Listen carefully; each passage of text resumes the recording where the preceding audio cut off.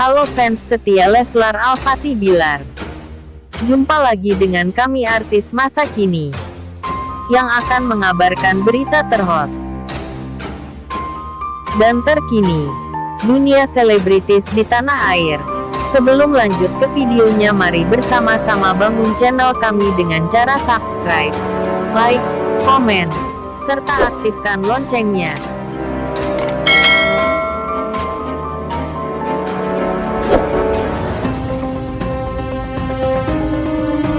Cianjur. Tanggal 23 November tahun 2022. Kepala Badan Meteorologi, Klimatologi, dan Geofisika BMKG, Dwi Korita Karnawati mengatakan intensitas gempa susulan di Kabupaten Cianjur akan semakin melandai dalam waktu 4 hari ke depan sejak tanggal 22 November yang lalu. Hingga tanggal 23 November tahun 2022 pukul 8 waktu Indonesia Barat, jumlah gempa susulan yang tercatat BMKG ada sebanyak 162 gempa dengan magnitudo terbesar 4.2 dan terkecil pada magnitudo 1.2. Seperti diketahui, gempa bermagnitudo 5,6 mengguncang Kabupaten Cianjur, Jawa Barat pada Senin, tanggal 21 November tahun 2022, pukul 13.21 waktu Indonesia Barat. Gempa itu dirasakan di sejumlah provinsi di Jawa Barat, Banten, juga DKI Jakarta. Gempa-gempa susulan itu sebagian besar tidak dirasakan, dan yang bisa mencatat adalah alat, dan ada beberapa yang dapat dirasakan. Insya Allah, dalam kurun waktu 4 hari ke depan, gempa-gempa susulan tersebut sudah reda dan stabil, ungkap Dwi Korita di Cianjur, Rabu, 23/11. Dwi Korita mengatakan, memasuki puncak musim penghujan. BMKG mengimbau kepada pemerintah daerah setempat dan masyarakat untuk mewaspadai kemungkinan terjadinya bencana alam ikutan seperti longsor dan banjir bandang yang membawa material-material reruntuhan. Lereng akibat gempa M5.6. Saat ini curah hujan sedang meningkat menuju puncaknya di bulan Desember hingga Januari nanti. Jadi harus diwaspadai kemungkinan terjadinya bencana ikutan usai gempa kemarin. Material lereng yang runtuh seperti tanah, batu, pohon, kerikil, dan lainnya harus dibersihkan agar tidak terbawa air dan menjadi banjir bandang. Hal ini pernah terjadi saat gempa Palu dan Pasaman Barat, ujarnya. Dwi Korita juga mengimbau saat proses rehabilitasi dan rekonstruksi bangunan semestinya menggunakan struktur bangunan tahan gempa.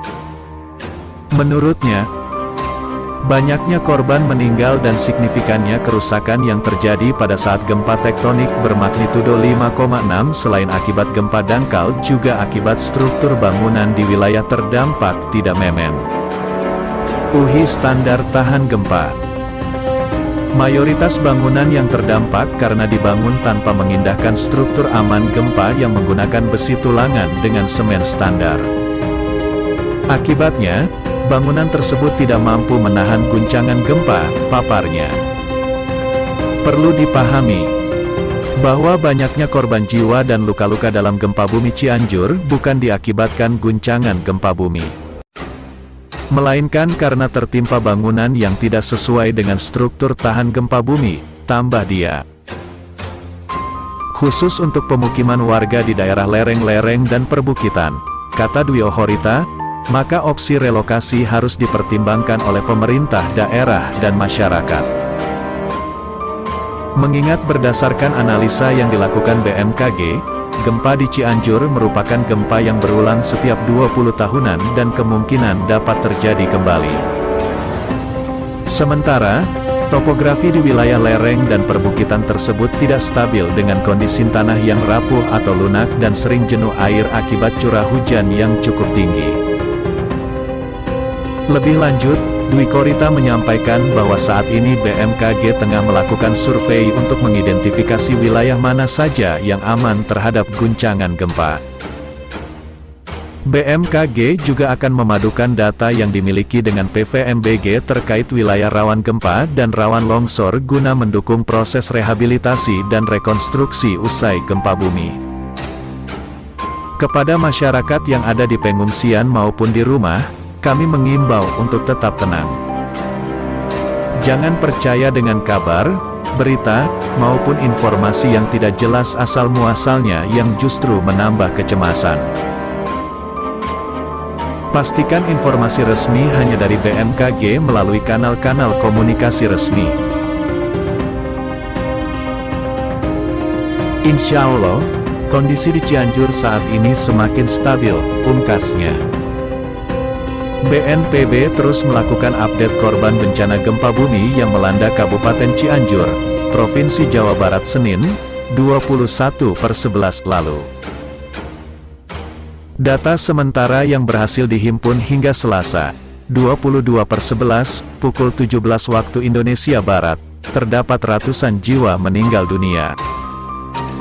Hal ini diungkap Kepala BNPB Letjen TNI Suharyanto saat memberikan keterangan pers di kantor Bupati Cianjur. Korban meninggal dunia 268 jiwa. Yang sudah teridentifikasi sebanyak 122 jenazah. Masih ada korban hilang sejumlah 151 orang. Kita akan berusaha semaksimal mungkin agar seluruh korban ditemukan, ucap Suharyanto.